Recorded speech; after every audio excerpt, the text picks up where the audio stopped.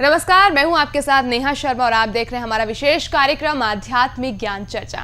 और आइए शुरुआत करते हैं कार्यक्रम की और जानते हैं विचार जगत गुरु तत्वदर्शी संत रामपाल जी महाराज, सतलोक आश्रम बरवाला, जिला हिसार हरियाणा, बनाम हंसादेश पंथ के प्रमुख संत श्री सतपाल जी महाराज, पंजाबी बाग, दिल्ली के विचार। दर्शकों, आज हम बात करेंगे साधना टीवी चैनल के माध्यम से आदरणीय संत सतपाल जी महाराज जी से। तो चलिए चर्चा को आगे बढ़ाते हुए सबसे पहले हम महाराज जी का स्वागत करते हैं। महाराज जी, आपका बहुत बहुत प्रणाम। धन्यवाद, नमस्कार।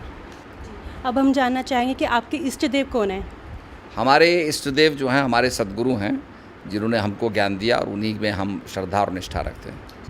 महाराज जी, जैसे अभी हमने आपसे जानना चाहा था कि आपके इष्ट देव कौन हैं, तो आपने बताया कि हमारे इष्ट देव हमारे सतगुरु हैं। तो सतगुरु से आपका क्या तात्पर्य है? कृपा इस पर प्रकाश डालें। सदगुरु हमारे हंस जी महाराज, हमारे जो सदगुरु, जो हमारे ज्ञानी गुरु हैं। वैसे तो गुरु की परंपरा बड़ी अर्वाचीन परंपरा है, पर वो हमारे इष्ट देव हैं। अभी आपने सुने हंसादेश पंथ के प्रमुख संत श्री सतपाल जी महाराज, पंजाबी बाग, दिल्ली के विचार। और आइए अब जानते हैं जगत गुरु तत्वदर्शी संत रामपाल जी महाराज, सतलोक आश्रम बरवाला, जिला हिसार हरियाणा के विचार। महाराज जी, आप जी का इष्ट देव कौन है?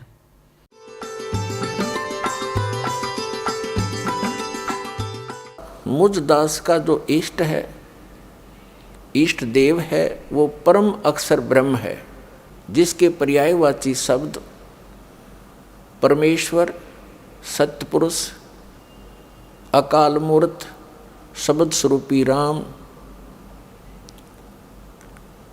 आदि उसी परम अक्षर ब्रह्म के उपमात्मक नाम हैं। उनका वास्तविक नाम कबीर देव है, कबीर साहब है, अल्लाहु अकबर है। इसी परमेश्वर ने सर्व ब्रह्मांडों की उत्पत्ति की, सभी प्राणियों की। ये सर्व उत्पादक प्रभु है। सर्व उत्पादक का अर्थ होता है जिसने सभी आत्माओं का भी, वो जनक है। सभी आत्माओं की उत्पत्ति उसी ने की, सभी ब्रह्मांडों की उत्पत्ति उसी ने की, और 5 तत्व तथा 3 गुणों की उत्पत्ति भी उसी परमेश्वर परम अक्षर ब्रह्म ने की, कबीर देव ने की। और वही परमात्मा, वही परम अक्षर ब्रह्म, जिसे हम संत भाषा में सत्य पुरुष कहते हैं, वो भारतवर्ष की इस पावन धरती पर सन 1398 संवत 1455 ज्येष्ठ सुदी पूर्णमासी को सुबह ब्रह्म मुहूर्त में सतलोक से अपने निज स्थान से चलकर आकर एक शिशु रूप धारण करके कमल के फूल पर विराजमान हुए। वहाँ से उनको नीरू नीमा नाम के एक पति पत्नी थे। वो जुलाहा जाति से थे, जुलाहा कर्म करते थे। वो निसंतान थे, उनको उठाकर घर ले गए। परमात्मा जुलाहों की कॉलोनी में रहने से, जुलाहा समुदाय में रहने से और बड़े होकर जुलाहे का कार्य करने से वो जुलाहा कहलाए। ये मुझ दास के इष्ट देव हैं। अभी आपने सुने जगत गुरु तत्वदर्शी संत रामपाल जी महाराज, सतलोक आश्रम बरवाला, जिला हिसार हरियाणा के विचार। और आइए अब जानते हैं हंसादेश पंथ के प्रमुख संत श्री सतपाल जी महाराज, पंजाबी बाग, दिल्ली के विचार। अब हम जानना चाहेंगे कि आपके इष्ट देव कौन है? हमारे इष्ट देव जो हैं हमारे सदगुरु हैं, जिन्होंने हमको ज्ञान दिया और उन्हीं में हम श्रद्धा और निष्ठा रखते हैं। अभी आपने सुने हंसादेश पंथ के प्रमुख संत श्री सतपाल जी महाराज, पंजाबी बाग, दिल्ली के विचार। और आइए अब जानते हैं जगत गुरु तत्वदर्शी संत रामपाल जी महाराज, सतलोक आश्रम बरवाला, जिला हिसार हरियाणा के विचार। महाराज जी, इष्ट देव और सतगुरुदेव एक ही हैं या इनका अस्तित्व भिन्न भिन्न है? इष्ट देव पूज्य परमात्मा होते हैं और गुरुदेव उस परमेश्वर इष्ट का एक प्रतिनिधि होता है जो उस परमात्मा से मिलाने की विधि बताता है। जो संत अपने सतगुरु गुरु को ही इष्ट देव कहते हैं, उनको आध्यात्मिक ज्ञान कुछ भी नहीं है, वो आध्यात्मिक गुरु नहीं हो सकते। इस काल भगवान ने अपने नकली संतों के द्वारा, नकली महंतों के द्वारा, नकली झूठे इन आचार्य और शंकराचार्यों के द्वारा परमात्मा के यथार्थ मार्ग को लोप करवा रखे। इस दास को यह सेवा दी, इस सच्चीकरण की, परमात्मा के बच्चों तक ये सच्चाई पहुंचाने की, और दास उस पर परमात्मा की ही रजा से अग्रसर है और अंतिम श्वास तक इस सच्चाई को, परमात्मा के यथार्थ ज्ञान को ऐसे ही बोलता रहूँगा और परमात्मा के बच्चों तक ये संदेश पहुँचा के छोड़ूंगा। चाहे समय कितना ही लग जाए, ये समय आएगा। परमात्मा का साथ है, सद्ग्रंथ हमारे पास है। संत का जो शस्त्र है, संत का शस्त्र सद्ग्रंथ है, उसका ज्ञान होता है। तो कबीर साहब कहते हैं, और ज्ञान सब ज्ञानड़ी और कबीर ज्ञान सो ज्ञान, और जैसे गोला तोब का अब करता चले मैदान। उन्हीं तत्व ज्ञानहीन संतों में से बहुत से संतों, आचार्यों, शंकराचार्यों के ज्ञान का और सद्ग्रंथों के ज्ञान से तुलना करके समाज के पास पहुंचा दिया दास ने। उन्हीं में से कुछ शेष रहते हैं, उनको भी आपके रूबरू कर रहा हूं। यथार्थ भक्ति मार्ग हीन प्राणियों में से एक हंसा देश नाम का एक पंथ है, जिसके अंदर करोड़ों की संख्या में श्रद्धालु फंसे पड़े हैं। और श्रद्धालु ही होते हैं। वो अपने भगवान पर ब्लाइंड फेथ करते हैं, अपने गुरु पर वो अंधविश्वास करते हैं। और श्रद्धालु का ये स्वभाव होना भी चाहिए, क्योंकि टीचर के वचनों पर स्टूडेंट ऑब्जेक्शन नहीं कर सकता, क्योंकि वो टीचर मान रहा है उसको।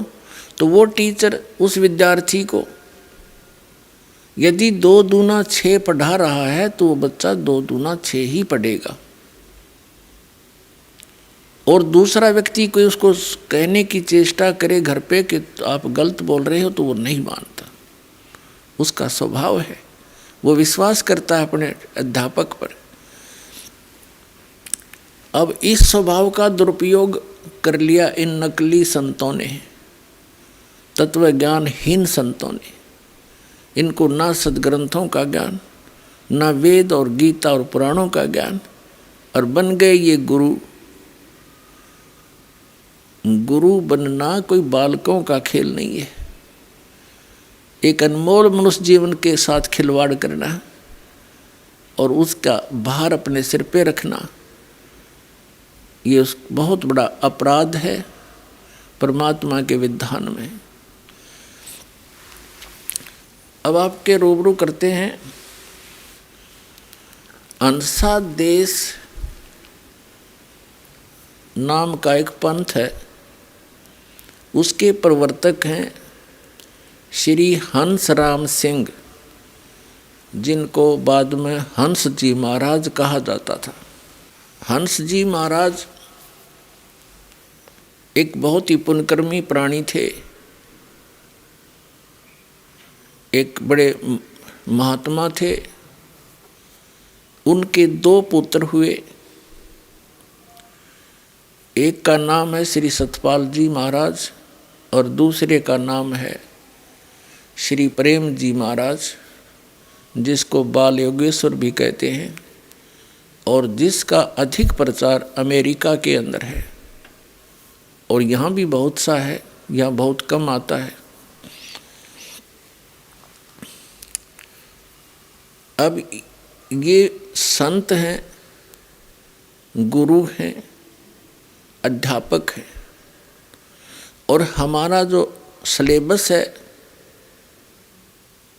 हम विद्यार्थी हैं, आप जी विद्यार्थी हैं, और हमारा आध्यात्मिक जो पाठ्यक्रम है, सिलेबस है, पवित्र श्रीमद् भगवत गीता, पवित्र चारों वेद और पवित्र पुराण और पवित्र कबीर वाणी, कबीर सागर, कबीर साखी, कबीर बीजक, ये मानव समाज का एक विधान है, एक सिलेबस है, यह अध्यात्म का विधान है। जो व्यक्ति अपने सद्ग्रंथों के विपरीत ज्ञान प्रदान करता है तो वो teacher out of syllabus study करा रहा है, आउट ऑफ सिलेबस टीचिंग कर रहा है, अपने पाठ्यक्रम से अलग पढ़ा रहा है।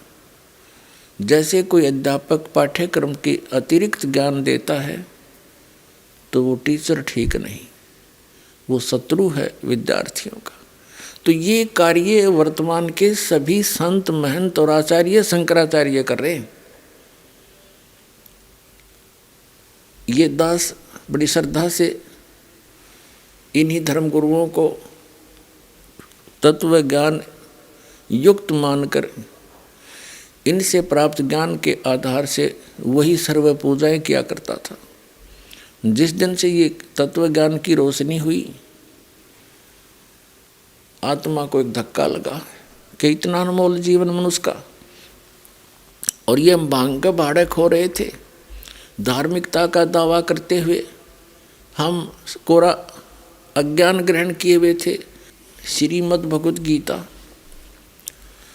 अध्याय 16 के श्लोक 23-24 में कहा है कि शास्त्र विधि को त्याग कर जो मनमाना आचरण करते हैं उनको न तो सुख होता है, न उनकी गति होती है, न ही उनको कोई सिद्धि प्राप्त होती है, अर्थात व्यर्थ, यूजलेस। फिर कहा है 16वें अध्याय के 24वें श्लोक में, इससे तेरे लिए अर्जुन सद्ग्रंथ ही प्रमाण है, उन्हीं को आधार मानकर अपने भक्ति क्रम को आगे बढ़ाना। कर्तव्य और अकर्तव्य की व्यवस्था में कौन से भक्ति क्रम करने चाहिए, कौन से ना करने चाहिए, उनके लिए सद्ग्रंथ ही प्रमाण है। अभी आपने सुने जगत गुरु तत्वदर्शी संत रामपाल जी महाराज, सतलोक आश्रम बरवाला, जिला हिसार, हरियाणा के विचार। और आइए अब जानते हैं हंसादेश पंथ के प्रमुख संत श्री सतपाल जी महाराज, पंजाबी बाग, दिल्ली के विचार। जो दीक्षा आप देते हैं वो आपको अपने गुरु से मिली है या खुद से आप दीक्षा देते हैं अपने भक्तों को? हमारे सदगुरु से मिली, हमारी गुरु परंपरा में, संत परंपरा में गुरु से मिली। महाराज जी, जब पूजा की विधि बताते हैं, श्रीमद् भागवत गीता में ये वर्णित है, ये चीज़ क्या? ये मैंने इसलिए आपको श्रोत्रिय ब्रह्मनिष्ठ कहा कि शास्त्रों के आधार पर, जो शास्त्रों में लिखा है उसके आधार पर सदगुरु ज्ञान देते हैं, शास्त्रों द्वारा प्रतिपादित, इसलिए उनको श्रोत्रिय ब्रह्मनिष्ठ कहते हैं। अभी आपने सुने हंसादेश पंथ के प्रमुख संत श्री सतपाल जी महाराज, पंजाबी बाग, दिल्ली के विचार। और आइए अब जानते हैं जगत गुरु तत्वदर्शी संत रामपाल जी महाराज, सतलोक आश्रम बरवाला, जिला हिसार, हरियाणा के विचार। श्री सतपाल जी महाराज तथा श्री प्रेम रावत जी, जिसको बालयोगेश्वर जी कहते हैं, ये दोनों महाराज श्री हंस जी महाराज के पुत्र और उनके शिष्य हैं। ये कहते हैं कि जो दीक्षा हमारे पूज्य गुरुदेव श्री हंस जी महाराज दिया करते थे, वही दीक्षा हम अपने अनुयायियों को प्रदान कर रहे हैं। पुण्यात्माओं, जो इनके पूज्य गुरुदेव श्री हंस जी महाराज जो साधना स्वयं करते थे और जो दीक्षा देते थे, उससे उनको क्या मिला? 40 वर्ष की साधना के उपरांत वो प्रेत बाधा से पीड़ित, देखिएगा प्रमाण, जो अब सतपाल जी महाराज और श्री प्रेम रावत जी जो इनके छोटे भाई हैं, जो वही साधना ये दे रहे हैं, तो इनके अनुयायियों की क्या दशा होगी। तो आप जी को इस हंस जी महाराज के द्वारा दिए गए ज्ञान की एक झलक, और जो भक्ति वो किया करते थे और कराया करते थे, वो शास्त्र अनुकूल है या शास्त्र के विरुद्ध, और जो साधना वो किया करते थे उस भक्ति से उनको कितना लाभ या हानि हुई, तो उससे ये स्पष्ट हो जाएगा कि वो साधना उचित थी या अनुचित थी। ये आपके रूबरू करते हैं। ये एक पुस्तक है, देखिएगा, ये एक पुस्तक है अमृत के कलश, श्री हंस जी महाराज जीवन एवं दर्शन। संपादक हैं चमन लाल टंडन, MA MAd, दिल्ली विश्वविद्यालय, MA। और ये कहाँ से प्रकाशित है? प्रकाशक हैं मानव उत्थान सेवा समिति, प्रधान कार्यालय 2/12 पंजाबी बाग, नई दिल्ली से।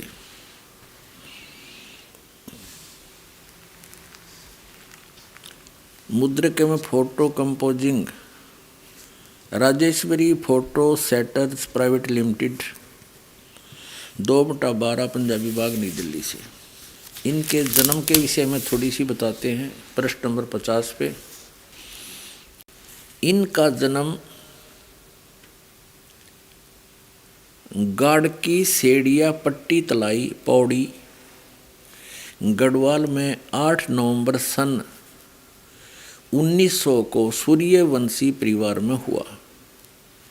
इनका जन्म का नाम हंसराम सिंह था। इनके पिता का नाम श्री रणजीत सिंह रावत था एवं दादाजी का नाम श्री हेमंत सिंह रावत था, जो देशवाल रावत के वंश के साधारण कृषक थे। इनकी माता का नाम श्रीमती कालंदी देवी था। कालंदी देवी बहुत ही धर्मपरायण एवं भक्त हृदय नारी थी। महादेव और पार्वती के प्रति उनकी दृढ़ आस्था एवं श्रद्धा थी। उनके मंदिर में सदा पूजन हेतु जाती थी। श्री महाराज जी बताया करते थे, श्री हंस जी महाराज बताया करते थे कि उनकी माँ उनको भी अपने साथ मंदिर ले जाती थी और वहाँ मैं महादेव और पार्वती को साक्षात खड़े देखता था। इस प्रकार बचपन से ही उनके अंदर भगवान दर्शन की तीव्र लगन पैदा हो गई थी। बाल्यकाल से ही वह एक विलक्षण बालक थे। हंसी की छटा इनके मुख पर मंडल पर सदा गुलाब के फूल की तरह खिली रहती थी। आगे बताते हैं, प्रश्न नंबर 51 पर पढ़ते हैं। प्रश्न नंबर 51 पर, बाल्यकाल से ही वे एक सिद्ध पुरुष थे। बचपन से ही सिद्ध पुरुष थे। अपने पूर्व जन्म की कमाई के कारण स्वतः ही ध्यान मग्न हो जाते थे और आपने अपने आप को ईश्वर प्रेम में खो बैठते थे। 1966 की गुरु पूर्णिमा के अवसर पर अपने बचपन के बारे में बताते हुए श्री महाराज जी कहने लगे, 1966 में ही इनकी मृत्यु हो गई थी। उसी से 1 महीने 2 महीने पहले की बात है। अवसर पर अपने बचपन के बारे में बताते हुए श्री महाराज जी कहने लगे कि मुझे बचपन से ही बहुत लगन थी। मैं बिल्कुल छोटा 8 वर्ष का था तो कई बार मैंने भगवान के दर्शन किए और अक्सर मेरी समाधि लग जाती थी। जब मैं अपनी ताई जी से कहता था तो वो कहती थी कि ऐसा हो ही जाता होगा। मैं कई बार आंखें बंद करके भगवान को पकड़ता था, दिव्य प्रकाश देखता था और सोचता था कि औरों को मिले हैं तो मुझे क्यों नहीं मिलते। होते होते बात समाप्त हो गई। अब 53 पृष्ठ पर पढ़ते हैं। आत्मज्ञान की खोज में महाराज जी हर धर्म संप्रदाय के लोगों से मिले, बातचीत करते थे और जो स्वतः उनको आंतरिक अनुभव होते थे उनके बारे में पूछते थे। भिन्न भिन्न धर्म सिद्धांतों का अध्ययन भी इस काल में महाराज जी ने किया, लेकिन किसी ने भी उन्हें प्रत्यक्ष अनुभूति का आश्वासन नहीं दिया। केवल किताबी ज्ञान या शास्त्रीय मत को ही संत महात्मा उनके सामने रखते रहे। उन्हें आत्म संतुष्टि नहीं मिल सकी। उनके अंदर तो उस परम सत्ता के प्रत्यक्षीकरण की जिज्ञासा प्रबल हो चुकी थी। अधिकांश साधुओं को उन्होंने केवल दिखावे का साधु ही पाया। संयोगवश लाहौर में श्री महाराज जी की भेंट एक ऐसे संत पुरुष से हुई जिनसे दीक्षा प्राप्त कर उनके जीवन का पूर्ण रूपांतरण हो गया और वे गुरु महाराज जी की छत्र छाया में अध्यात्म के गूढ़ रहस्यों और तत्व ज्ञान को सहज में समझ गए। यहाँ देखें, दिल्ली स्थित शक्ति नगर की कोठी में एक बार महाराज श्री प्रांगण में बैठे हुए थे। कुछ प्रेमी भी वहाँ पर दर्शन के लिए आए थे। महाराज जी प्रसन्न मुद्रा में थे। श्री महाराज जी अपने वचनों में अपनी तरफ से कुछ नहीं कहते थे, केवल महान पुरुषों की वाणियों के आधार पर ही लोगों को समझाया करते थे। मैं पास ही बैठा हुआ था। मैंने कहा, महाराज जी आप दूसरे महान पुरुषों की वाणियों को सुनाते हैं, लेकिन आप अपने अनुभव को कभी नहीं सुनाते हो। हमारी तो इच्छा है कि आप अपने बारे में कुछ बताएं। महाराज जी हंस पड़े और कहने लगे, अरे अभी तो मैं दूसरों संतों की महिमा सुनाता हूँ जिनकी लोग पूजा करते हैं, और देखो फिर भी लोग विरोध करते हैं। अगर मैं अपने अनुभव रखने लगा तो न जाने दुनिया के लोग मंसूर संत की तरह मेरी खाल उतरवा देंगे। अब देखो, ये पुण्य आत्मा थे। पूर्व जन्म की पुण्य कमाई से बचपन से ही इनके अंदर परमात्मा के पाने की लगन थी। समाधिस्थ हो जाते थे। भगवान शिव और पार्वती को साक्षात खड़ा देखा करते थे, जैसा ये बता रही। तो ये पूर्व जन्म के पुण्यकर्मी प्राणी थे। पूर्व जन्म के पुण्यकर्मी प्राणी ही परमात्मा की खोज में भटकते हैं, और यदि उनको सद्गुरु नहीं मिलते तो उनका अंत बहुत बुरा होता है, जैसा श्री हंसराज जी का हुआ। अभी दिखाऊंगा आपको। आगे पढ़ रहे हैं हम इसी 54 पृष्ठ पर। हम 54 पृष्ठ पर पढ़ते हुए आ रहे हैं, नीचे आ गए। श्री महाराज जी सुनाने लगे कि मैं सत्य की खोज में इधर उधर बहुत भटका। बचपन से मुझे प्रकाश दिखाई देता था, अनहद सुनाई देता था। मैं समझता नहीं था ये सब क्यों होता है। आखिर मेरे भाग्य बहुत अच्छे थे, मुझे गुरु महाराज मिल गए। अब 55 पर एक जगह ऐसे ही साधुओं का भंडारा था। मैं वहाँ गया। पहले मैं आर्य समाजी विचारों का था। मुझे यह विश्वास था कि ओम से ज़्यादा कुछ नहीं है, और गायत्री मंत्र पर मुझे विश्वास था। मैंने वहाँ उन महापुरुषों का सत्संग सुना। उनकी बातें कुछ अटपटी सी लगी।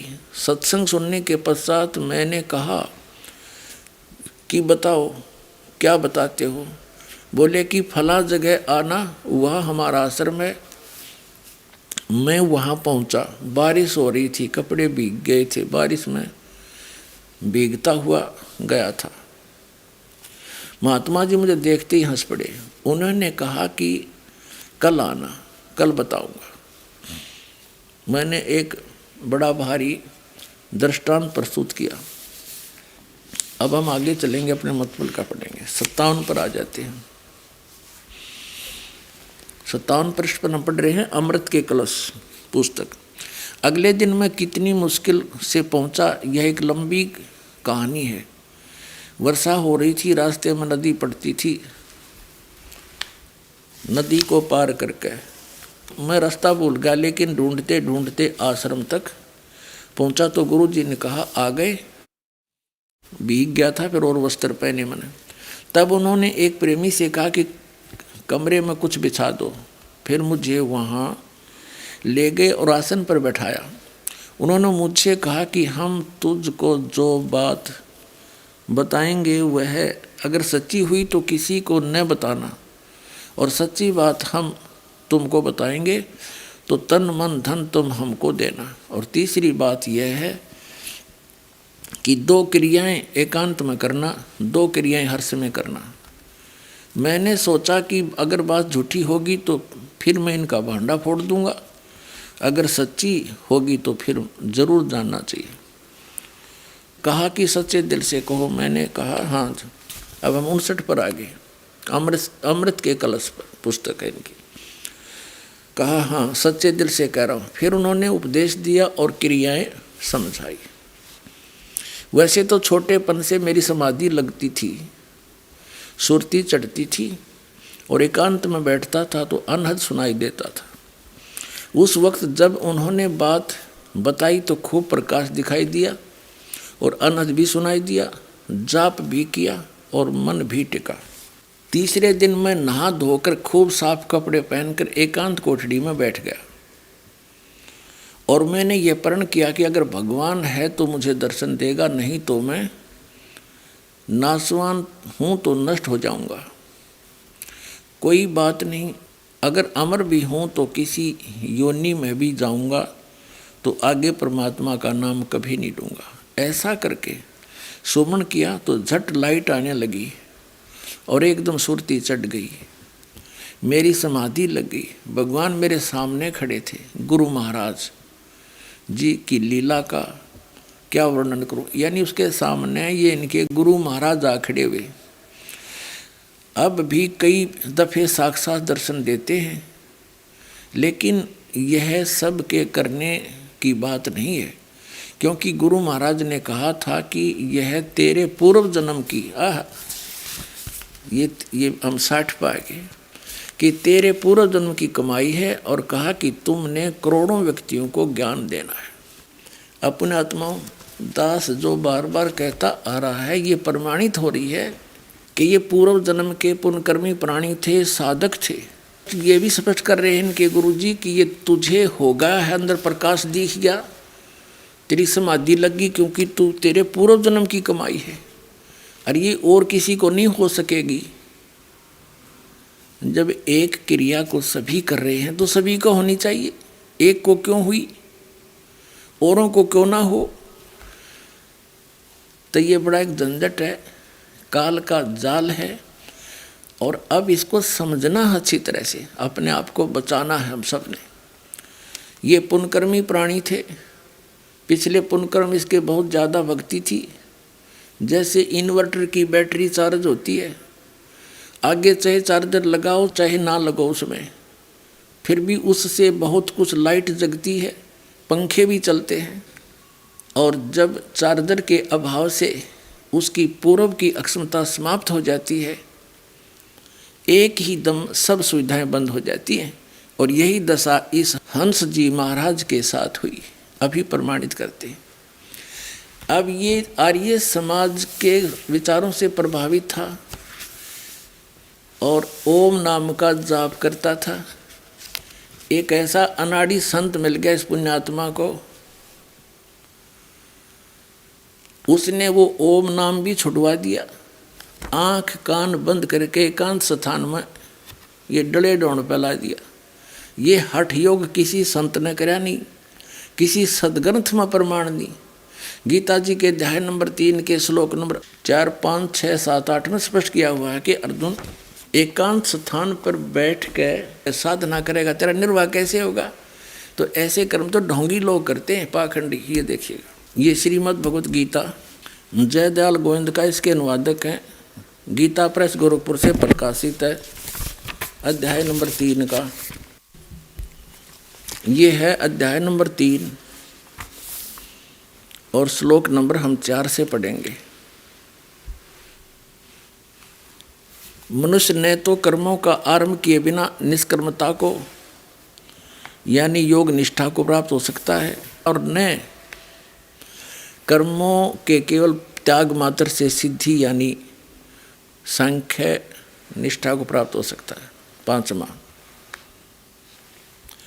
निसंदेह कोई भी मनुष्य किसी काल में क्षण मात्र भी बिना कर्म किए नहीं रह सकता, क्योंकि सारा मनुष्य समुदाय प्रकृति जन गुणों द्वारा परवश कर्म करने के लिए बाध्य किया जाता है। अब आगे देखो 6वां श्लोक। अब ये 6वां श्लोक है। 6वां श्लोक 5वां हमने पढ़ लिया। जो मूढ़ बुद्धि मनुष्य यानी मूर्ख समस्त इंद्रियों को हठपूर्वक ऊपर से रोककर मन से इंद्रियों के विषयों का चिंतन करता रहता है, वह मिथ्याचारी दम्भी यानी पाखंडी कहा जाता है। 7वें में कहा है कि किंतु हे अर्जुन, जो पुरुष मन से इंद्रियों को वश में करके अनासक्त हुआ समस्त इंद्रियों द्वारा कर्म योग का आचरण करता हुआ यानी काम करते करते उठते बैठते चलते फिरते करता है, वही श्रेष्ठ है। तो 8वां क्या लिखा है? अध्याय 3 का 8वां श्लोक। तू शास्त्र विहित कर्तव्य कर्म कर, जो सदग्रंथों में प्रमाण है वो कर्म कर, उसके अनुसार साधना कर, करने योग्य कर्म कर, क्योंकि कर्म न करने की अपेक्षा कर्म करना ही श्रेष्ठ है, तथा कर्म न करने से तेरा शरीर निर्वाह भी तो नहीं सिद्ध होगा। अब इससे क्या सिद्ध हो गया कि सदग्रंथों में जो प्रमाणित साधना है उस साधना को तू कर। वो साधना क्या है, कौन सी है, कहाँ प्रमाण है? जैसे श्रीमद् भगवत गीता अध्याय नंबर 8 के श्लोक नंबर 13 में गीता ज्ञानदाता कहता है,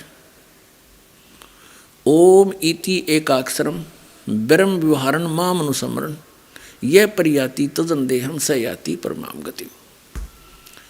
मुझ ब्रह्म का एक ओम अक्षर है, नथिंग एल्स, बस यही है। उच्चारण करता हुआ जो व्यक्ति शरीर त्याग कर जाता है यानी इसका स्मरण करता हुआ, उच्चारण करके स्मरण करता हुआ जो व्यक्ति शरीर त्याग कर जाता है, स याति परमाम गति, वो ओम मंत्र से मिलने वाली परम गति को प्राप्त होता है। गीता जी में इसके अतिरिक्त कोई मंत्र नहीं है इस ब्रह्म की साधना का। फिर इसमें 2 परमात्माओं का विशेष रोल है, एक ये गीता ज्ञानदाता, एक परम अक्षर ब्रह्म। गीता ज्ञानदाता श्री कृष्ण जी में प्रवेश करके बोल रहा है, ये ब्रह्म है। श्री कृष्ण जी के अंदर बोल रहा है, ये ब्रह्म है, सरपुरुष है। इसको ज्योत स्वरूपी निरंजन काल भी कहा है कबीर परमेश्वर ने। और ये स्वयं भी गीता जी अध्याय नंबर 11 के श्लोक नंबर 32 में कहता है कि अर्जुन, मैं काल हूँ, अप्रवृत्त हुआ हूँ, सबको खाने के लिए आया हूँ, इन सब का नाश कर दूंगा। तो ना युद्ध करेगा तो भी मैं इनको मार डालूंगा। ये काल है। श्री कृष्ण जी में प्रवेश करके ये गीता जी का ज्ञान बोल रहा है और ये कह रहा है कि ओम मंत्र मेरा है, मुझ ब्रह्म का, और इसका जाप करने से ही वो परम गति होगी जो ओम मंत्र से होनी है। ओम मंत्र से कहाँ जाएगा व्यक्ति? ब्रह्मलोक में जाएगा। और ब्रह्मलोक पर्यंत भी पुनरावृत्ति के अंदर वहाँ गए हुए प्राणी भी वापस आते हैं, उनका भी जन्म मृत्यु सदा रहता है। 8वें अध्याय के 16वें श्लोक में गीता जी में स्पष्ट किया है। और गीता ज्ञानदाता गीता अध्याय नंबर 2 के श्लोक नंबर 12 में, गीता अध्याय नंबर 4 के श्लोक नंबर 5 और 9 में ये स्पष्ट करता है कि अर्जुन, तेरे और मेरे बहुत जन्म हो चुके हैं, तू नहीं जानता, मैं जानता हूं। मेरे जन्म और कर्म दिव्य हैं। श्रीमद् भगवत गीता अध्याय नंबर 10 के श्लोक नंबर 2 में भी ये स्पष्ट करता है कि मेरी उत्पत्ति तो हुई है, लेकिन मेरे जन्म को ये देवता लोग और ऋषि लोग नहीं जानते, क्योंकि ये मुझसे उत्पन्न हुए। और इसकी उत्पत्ति यानी पिता की उत्पत्ति को कौन बता सकता है? दादाजी बता सकते, यानी पिता के पिता। तो बच्चों को अपने पिता की जन्म के बारे में जानकारी नहीं होती। तो ये जितने भी यहाँ 21 ब्रह्मांड के अंदर प्राणी हैं, ये सभी काल और दुर्गा से उत्पन्न हैं। तो हम यहाँ के प्राणी इस काल के जन्म को कैसे जान सकते? इस ज्योत स्वरूपी निरंजन काल के पिता ने, ब्रह्म के पिता ने, यानी कबीर परमेश्वर जी ने, उस अमर पुरुष ने आकर के इसकी जन्म तिथि बताई। आइए अब हम उन श्रद्धालुओं के अनुभव जानते हैं जो जगत गुरु तत्वदर्शी संत रामपाल जी महाराज जी से दीक्षा प्राप्त कर चुके हैं तथा उनके द्वारा बताए गए भक्ति मार्ग पर चल रहे हैं। क्या नाम है जी आपका? डॉक्टर जय नारायण चौधरी उर्फ जय नारायण दास। कहाँ से आए हैं सर आप? मैं मधुबनी जिला बिहार से। क्या काम करते हैं आप? मैं मेडिकल प्रैक्टिस कर रहा हूँ। संत रामपाल जी महाराज की शरण में कैसे आए? उसका मुख्य कारण था मेरी लड़की की बीमारी। उस लड़की के इलाज में बहुत सारी जगहों तक मैं भटकता गया, उसके परिवार वाले भी भटकते गए, लाखों लाख रुपए खर्च हुए, बहुत सारे भूत प्रेत के जो देखने वाले लोग हैं वो लोग भी देखते गए। किसी तरीके से कोई इलाज नहीं हो पाया, उसको शांति नहीं मिली। हॉस्पिटल में ले जाते थे तो डॉक्टर लोग कहीं सीटी स्कैन कराता, कहीं कुछ होता, कोई टेस्ट कराता, फाइंडिंग में कुछ आता नहीं था। भूत प्रेत वाले यहाँ ले जाते थे तो वो लोग कहता था जो है तो, लेकिन हम लोग ठीक नहीं कर सकते। और इस तरीके से होते होते कितने सारे डॉक्टर और कितने सारे वैसे लोगों के पास भटकते भटकते कहीं कोई सहारा नहीं मिला। अंत में बंगाल में वो रहती है वैसे, तो बंगाल से मैं बिहार ले आया, वहाँ डॉक्टरों को दिखाया। 106 भूत प्रेत को ठीक करने वाले लोगों की बुलाहट मेरे यहाँ हुई। ऐसे ऐसे लोग भी आए जो ठीक करने के लिए 1 लाख रुपए मांगा। मैं कहा आप लोग ठीक कर दीजिए, मैं आपको चेक काट के 1 लाख का दे दूंगा, लेकिन वो लोग भी नहीं ठीक कर पाए। फिर 50,000 वाले आए, एक 5,000 वाली पार्टी आई, लेकिन उन लोगों से कुछ नहीं हो पाया। ऐसे करते करते बहुत सारे डॉक्टर को भी दिखलाए। उसको सबसे बड़ा कॉम्प्लिकेशन था जो अगर मॉर्निंग में उसको राइट साइड में पेन होता फ्रॉम हेड टू टो, तो इवनिंग में उसको होता था लेफ्ट साइड में। और इस तरीके की स्थिति थी जिससे मालूम पड़ता था कि इसको कोई दांत से काट रहा है, और वहाँ मांस उठ जाता था।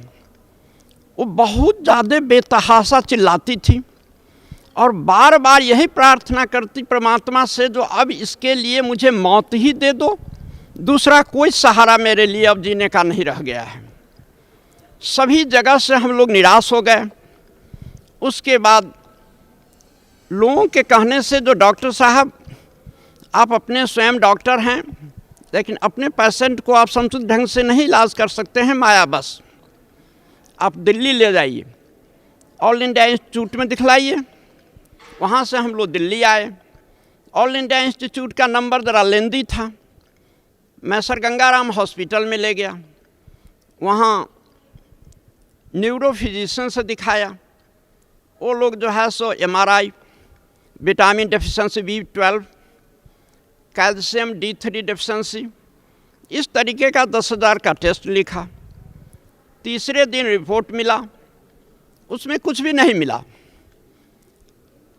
वो डॉक्टर जब हम लोग तीसरे दिन उसके पास में गए तो सीधे हाथ जोड़ लेता है, कहता है ये मेरे बस से फाजिल की चीज़ है, अब इसके लिए कोई दूसरा सहारा आप ढूंढें। उसके बाद दिल्ली में कुछ आदमी कहा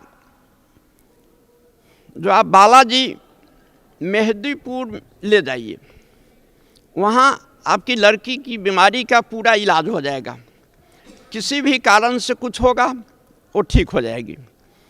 उसके बाद हमारे रिलेटिव को वहाँ एसी कार है, हम लोग उसी कार से मेहदीपुर गए। वहाँ बड़ी लंबी भीड़ थी, बड़ी लंबी कतार वहाँ लगी हुई थी, लगभग 25-30 हज़ार लोग थे। हम लोग सोचे जो ऐसे तो काम नहीं चलेगा, तो VIP कोटे में जाकर के हम लोग गए। उसमें इस तरीके की व्यवस्था है, जो हनुमान जी और एक प्रेत दोनों एक कोठरी में रहते हैं, और वहाँ जो भूत प्रेत का कोई ऐसा पेशेंट पहुँचता है तो वो खिलाने लगती है, वो बोलने लगती है जो मैं कौन हूँ, किस कारण से इसको पकड़े हुआ हूँ, लेकिन मेरी लड़की के शरीर का कुछ भी हिस्सा, कुछ भी हिल डोल कुछ नहीं हुआ। वहाँ से निराश होकर के फिर आ गए। मुसलमानों के मदार पर ले गया, उससे भी कुछ नहीं हुआ। और इस दरमियान हम लोग उसको 500 बोतल पानी चढ़ाए थे 4-5 महीने में, 1500 इंजेक्शन्स लगे थे, और ऐसा इंजेक्शन्स लगा था जिसमें एक इंजेक्शन के एफिकेसी का पीरियड है उसको 8 आवर्स। अगर कैंसर पेशेंट को हम लोग एक इंजेक्शन दे देते हैं तो 8 घंटे तक निश्चिंत होकर के सोता है, लेकिन वैसा इंजेक्शन उसके साथ 7-8 पड़ते थे और आँख भी नहीं झपकती थी। 8 लाख रुपए लगभग हम लोग उसके इलाज में और देवी देवताओं के चक्कर में खर्च कर चुके थे। एक रोज़ हम लोग दिल्ली से कार से यहाँ आए, सत्संग चल रहा था, लड़की को भी नाम उपदेश दिलाया, मैं भी नाम उपदेश ले लिया, और गुरु महाराज जी से आशीर्वाद लेने के लिए जब हम लोग आए, यही 7 जगह है, इसी में हम लोग आए, कारण उसकी चिल्लाहट बढ़ रही थी। कुछ महिला सेवादारनी के साथ वो भी लाई गई और मैं यहाँ खड़ा था। गुरु महाराज जी, संत रामपाल जी महाराज जब रागिनी को देखे तो बिना नाम पूछे हुए कहते हैं, रागिनी तुम्हें काल पकड़ लिया है, ब्रह्मा विष्णु महेश कोई भी तुमको ठीक नहीं कर सकते, दुर्गा तुमको ठीक नहीं कर सकती, परमात्मा ही तेरी बीमारी का इलाज करेंगे और तुम ठीक हो जाओगी। अब बेटिया तुम फिक्र मत करो। और इतना कहने के बाद गुरु महाराज जी उसे चरणामृत दे दिए अपने हाथ से, और फिर उसके बाद जहाँ मैं खड़ा था, मैं प्रार्थना करने के लिए खड़ा हो गया। कहा, गुरु महाराज जी मेरी बच्चियाँ आई है, बहुत जगहों से घूम कर के आई है, कोई सहारा इसको नहीं मिल रहा है, आप इस पर कृपा करें।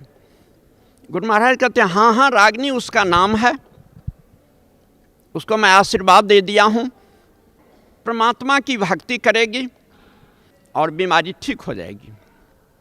और यही हुआ। उसी समय से उसके शरीर का पूरा दर्द समाप्त हो गया। बंगाल में दिखाए, बिहार में दिखाए, दिल्ली दिखाए, राजस्थान दिखाया, अंत में हरियाणा सतलोक आश्रम में संत रामपाल जी के माध्यम से इसका सही इलाज हो पाया और जादू की तरह असर हुआ। जादू भी इससे हम समझते हैं कुछ लेट में असर करेगा, जिससे कुछ मिनट जब तक वो मंत्र पढ़ेगा, कुछ छड़ी घुमाएगा, तब कहीं असर करे। यहाँ तो गुरु महाराज जी आशीर्वाद दिए और उसका कष्ट तत्क्षण समाप्त हो गया। वो लड़की अभी तक स्वस्थ है, दुरुस्त है। संत रामपाल जी महाराज की शरण में आने से पहले आप कौन सी भक्ति करते थे? शुरू में मैं भगवान शंकर की पूजा किया करता था, मैं जब बहुत छोटा था। उसके बाद 14 नवंबर 1984 को बाल योगेश्वर से दीक्षा प्राप्त किया। 28 वर्षों तक मैं लगातार उनका शिष्य बना रहा। कहते तो बहुत सारी चीज़ें, लेकिन वास्तविक मुझे आंतरिक अनुभव नहीं हुआ। सुनाया करते थे जो परमात्मा निराकार हैं, गीता का श्लोक सुनाया करते थे, जो न वेदैर्न तपसा न दानेन चज्जया शक्य एवं विधो द्रष्टुम दृष्टमान सिमांग जथा। उसको तो तुम देख नहीं सकते हो, अनुभव कर सकते हो। और जिस चीज को अनुभव कराते थे, जब मैं बीजक में कभी कभी पढ़ता था तो वहाँ का वर्णन कुछ और मिलता था और इन लोगों के कहने का वर्णन कुछ और था। तो मुझे इस तरीके की स्थिति महसूस हुई जो मैं बुरी तरीके से ठगा जा रहा हूँ। मैं 8 वर्षों से केंद्र सहायक था। मेरे चलते बहुत सारे लोग उनके शिष्य हो गए। मुझे कुछ भी अनुभव नहीं हुआ। किया तो मैं 28 वर्ष तक उसका अभ्यास, लेकिन जिस स्टेज से मैं शुरू किया था, जहां से मेरी यात्रा शुरू हुई थी, आध्यात्मिक यात्रा, जब तक मैं जगत गुरु तत्वदर्शी संत रामपाल जी महाराज की शरण में नहीं आए थे, तब तक मैं वहीं रुका था जहां से मेरी यात्रा शुरू हुई थी। कोई आध्यात्मिक लाभ तो नहीं मिला, उल्टे इतनी परेशानी मुझे हुई, जिस परेशानी का मैं वर्णन करने लगूं तो किताब लिख दी जाएगी। सतगुरु का काम होता है जो आफत से भी बचाए, शरीर रक्षा करे, बीमारी से भी दूर करे, आफत में सहारा हो, आर्थिक लाभ भी दे समय पर, और वो निरोग काया लेकर के सारा काम करे संसार में। अब परमात्मा स्वरूप संत रामपाल जी मिले, मुझ में स्थिरता आना शुरू हो गई। अब जो मैं ग्रंथ पढ़ता हूँ तो महसूस होता है जो ये वास्तविक गीता का जो ज्ञान है और सतलोक की प्राप्ति, वो सतगुरु के माध्यम से कैसे संभव हो पाएगा, वो रास्ता मुझे सुलभ हुआ। और मैं बड़े निश्चिंत होकर के, बड़े शांत चित्त से मैं सुमिरन करता हूँ। और जब कभी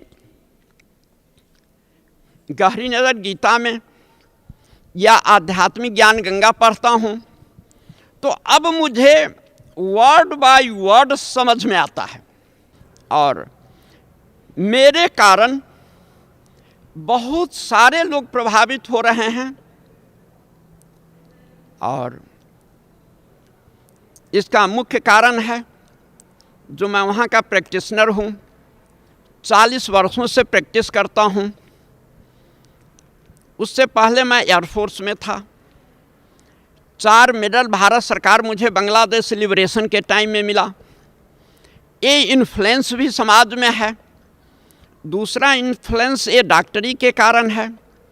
मैं BA MS पास किया, उसके बाद MD पास किया, उसके बाद FICA USA से लिया।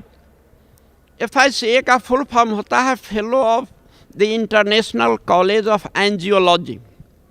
Angiology means doctrine concerning vascular system, नारी संस्थान।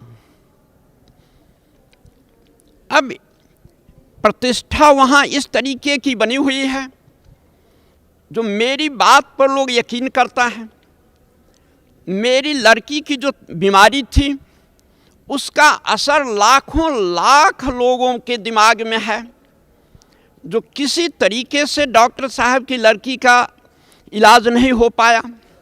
बंगाल में दिखाए, बिहार में दिखाए, दिल्ली दिखाए, राजस्थान दिखाया, अंत में हरियाणा सतलोक आश्रम में संत रामपाल जी वहाँ रहते हैं, उनके माध्यम से इसका सही इलाज हो पाया और जादू की तरह असर हुआ। जादू भी इससे हम समझते हैं कुछ लेट में असर करेगा, जिससे कुछ मिनट जब तक वो मंत्र पढ़ेगा, कुछ छड़ी घुमाएगा, तब कहीं असर करे।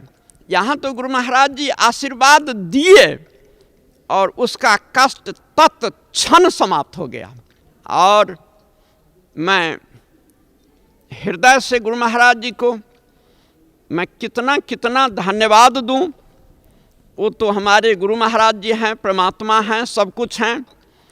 और मैं और एक बात कह देना चाहता हूँ, गुरु महाराज जी लाखों लाख उनके शिष्य होंगे, लेकिन मुझे मेरा नाम भी जानते हैं और बिना प्रार्थना किए हुए मुझसे ज़्यादा कदा पूछ देते हैं, जो कहो कैसा समाचार है, बेटिया का क्या समाचार है।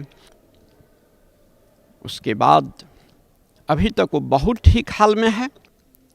वास्तविक उसकी बीमारी का शुरुआत लगभग 10-12 बरस पहले हुआ, लेकिन हम लोग उसको सही ढंग से डिटेक्ट नहीं कर पा रहे थे।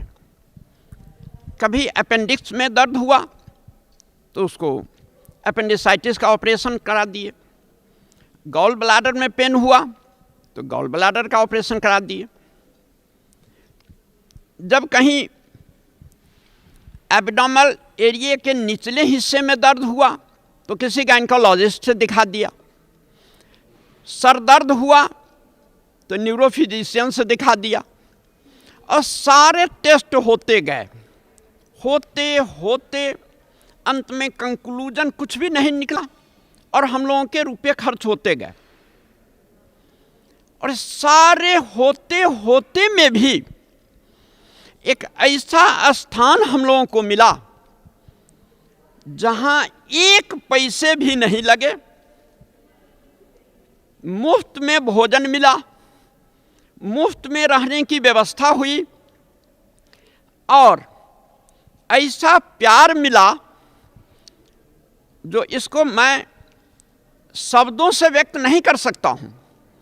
ऐसे तो मुझे कोई संबंधी भी हम लोगों से इतने अपनापन के साथ वो लोग नहीं बातचीत करते हैं जितने अपनापन के साथ गुरु महाराज जी सहृदयता पूर्वक हम लोगों से बातचीत करते हैं। और मैं बहुत बहुत गुरु महाराज जी का आभारी हूँ। ये मेरा जीवन कल्याण हो रहा है। अब ये परिस्थिति जो मेरी लड़की के साथ हुई है, ये सबों के हृदय में दया की भावना उत्पन्न हो गई। मेरे घर के नज़दीक से रास्ता है, जो कोई भी आदमी उस रास्ते से गुजरता तो यही कान लगा करके सुनता, जो क्या रागनी रो तो नहीं रही है, हंस रही है, इसका उम्मीद किसी को नहीं था। लेकिन ये था जो रो तो नहीं रही है डॉक्टर साहब की लड़की, लेकिन आज वही लड़की है जो सारे लोग देख करके इतने प्रसन्न होते हैं। और यहाँ का पता कितने लोग याद कर लिया, आया नहीं है बहुत लोग, लगभग 50 लोग मेरे साथ यहाँ आकर के उपदेश ले लिया। 100 किताब मैं मुफ्त में यहाँ से लोगों के नाम से भेजवा दिया बाय बुक पोस्ट। बहुत प्रसन्न हैं लोग, पढ़े लिखे लोग, एजुकेटेड लोग। ये नहीं कह पाते हैं जो डॉक्टर साहब आप कहीं गलत जगह फंस गए। सारे लोग परमात्मा के संबंध में जानना चाहते हैं और अपने जीवन को धन्य बनाना चाहते हैं। डॉक्टर साहब, आपने भिन्न भिन्न भक्तियाँ की, देवी देवताओं की, और फिर आप बाल योगेश्वर जी की शरण में भी रहे, उनकी बताई हुई भक्ति भी की, और फिर आप संत रामपाल जी महाराज की शरण में भी आए। तो संत रामपाल जी महाराज से नाम उपदेश लेने के बाद आपको क्या लाभ मिला? प्रथम लाभ, मेरे मन में स्थिरता आई। दूसरा लाभ, मेरी लड़की